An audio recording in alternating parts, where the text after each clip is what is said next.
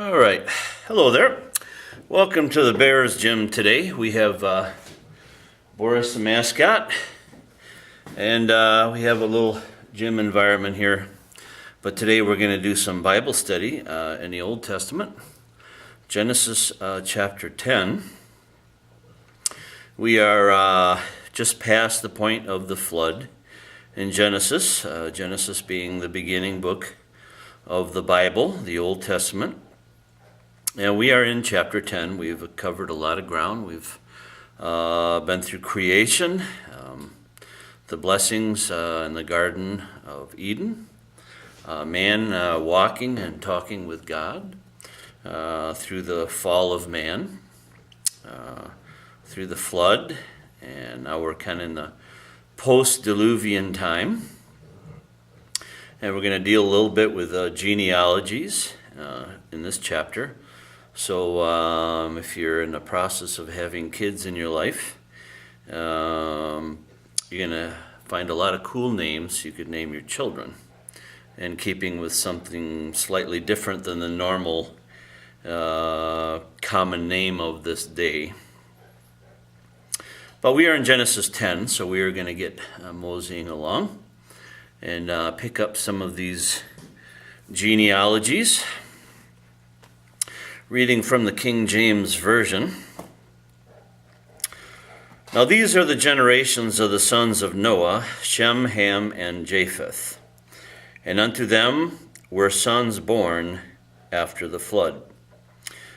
Keep in mind, generally speaking, in the Old Testament, even in the New Testament, somewhat is when the genealogies are written, predominantly the men are given the sons, the father to the son, and then the sons and sons and sons and so forth. It's just the way that it was. The son carried on the family name, and that's just the way that it was. Occasionally, a woman or a daughter is mentioned.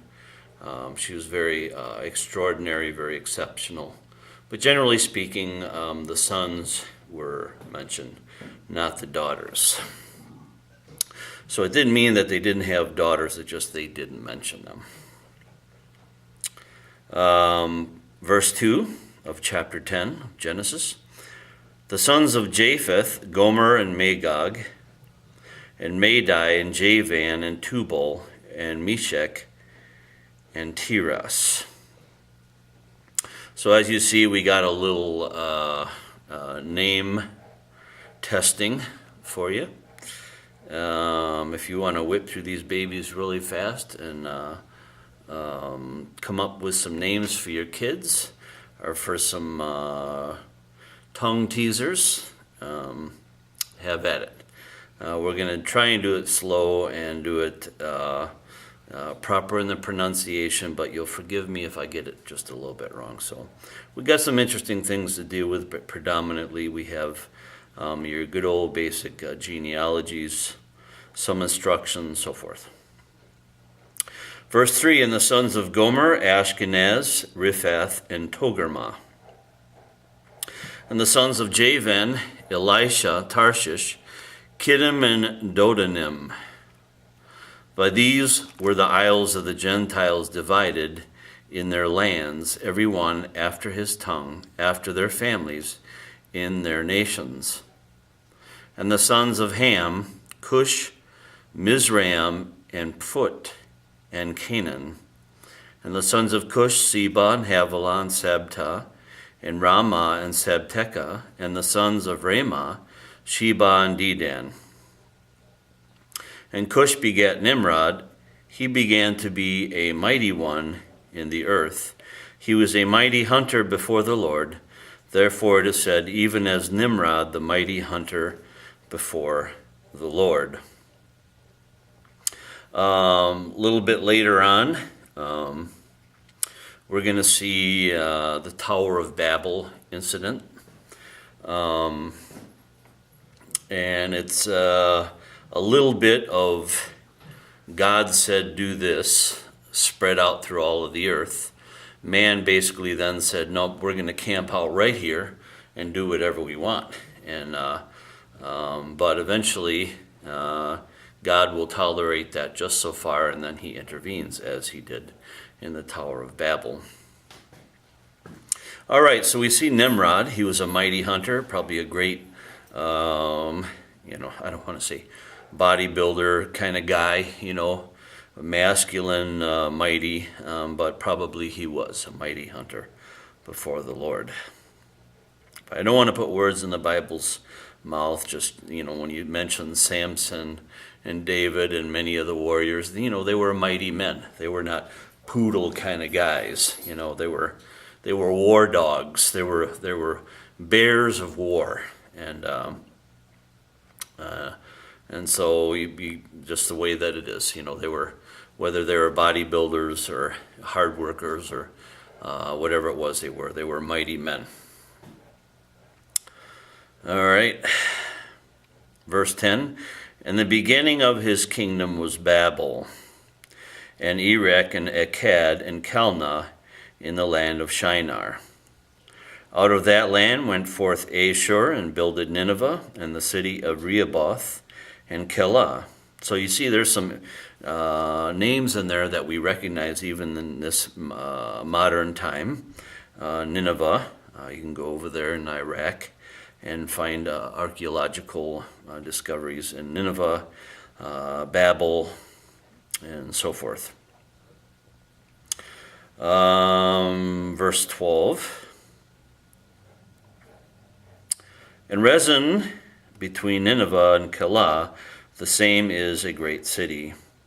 And Mizraim begat Ludim and Anamim, and Lehabim and Naphtuhim, and Pathrusim and Casluhim, out of whom came Philistim and Caphtorim. And Canaan begat Sidon, his firstborn, and Heth. All right, so we have some genealogies, and like I said, this is not the most interesting and exciting chapter in the Bible, but there are some interesting things in here. So hang with me here, and you'll at least find out some cool names, if not some interesting genealogies. And the Jebusite and the Amorite and the Girgashite and the Hivite and the Arkite and the Sinite and the Arvadite and the Zemarite and the Hamathite, and afterward were the families of the Canaanites spread abroad. So once again, Canaanites. We're going to see that significantly later on in the Bible. That's very prevalent. Even in Israel today, you kind of get the feeling of the land of Canaan, that the fruitful garden type of Israel, and like that. Verse 19, and the border of the Canaanites was from Sidon, as thou comest to Gerat unto Gaza, as thou goest unto Sodom and Gomorrah, and Admon Zeboim, even unto Lasha.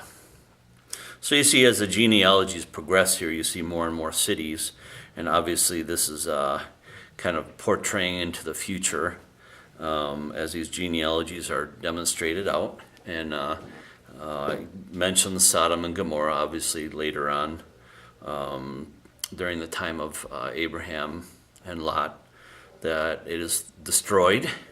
They were very much given over to deviant lifestyles, careless ease, and so forth, and God destroyed them.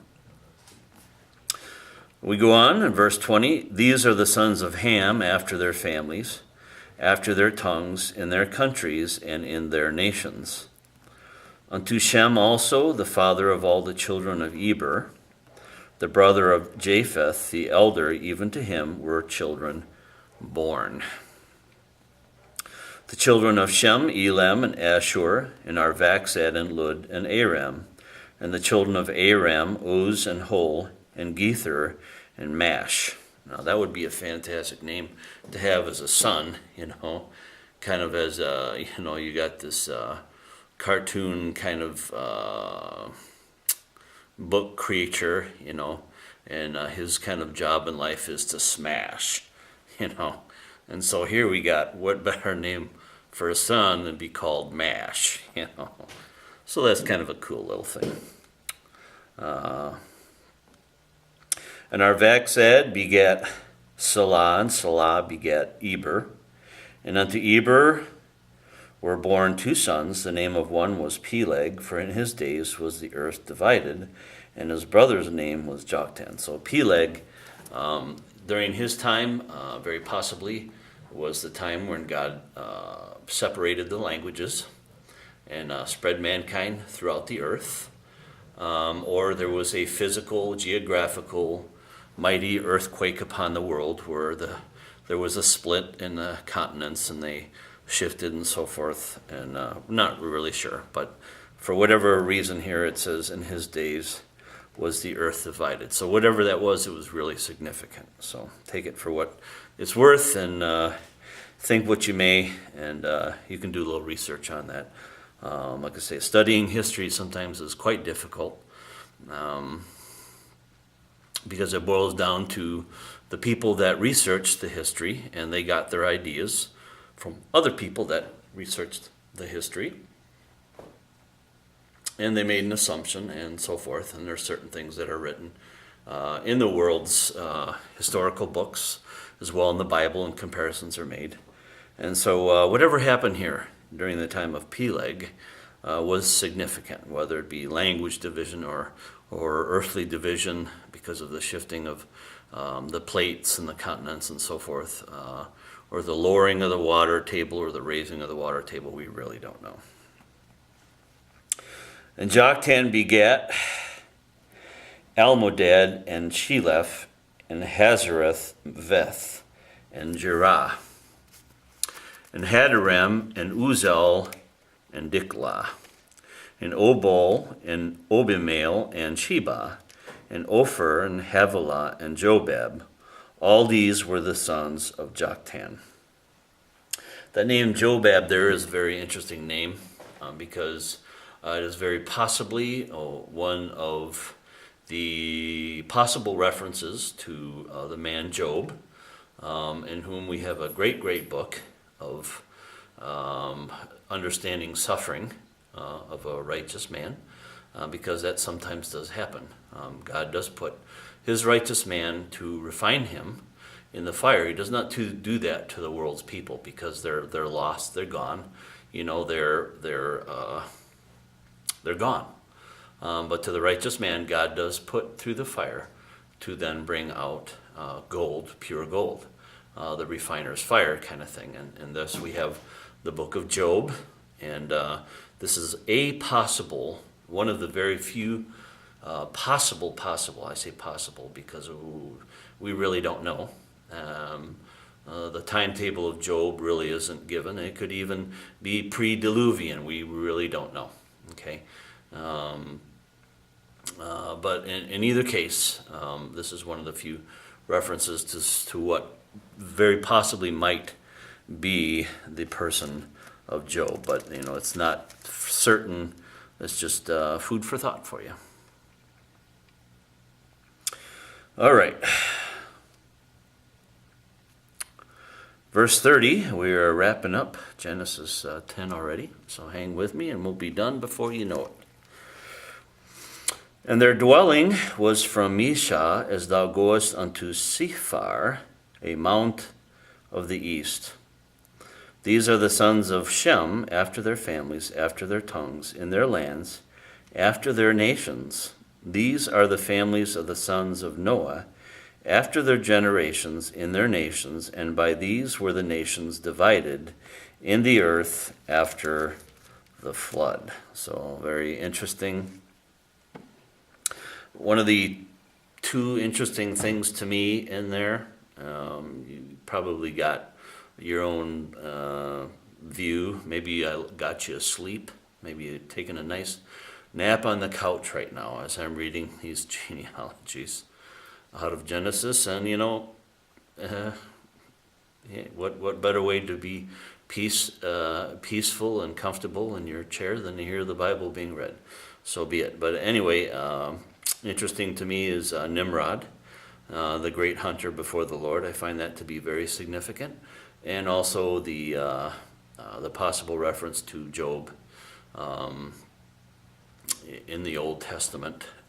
The man whose children were killed went through many pains and sufferings, and then God restored him in the end. Very possibly a reference, but we're not sure, and I'm not sure, and I don't know that anybody is really sure. It's just kind of interesting to talk about it. So those are kind of the two significant things to me, and hopefully you found something in significance to you. And with that, from the Bears Gym, I'm going to bid you adieu. Until next time, we had a wonderful time in Genesis chapter 10. We'll see you next time. God bless you, folks. We'll see ya.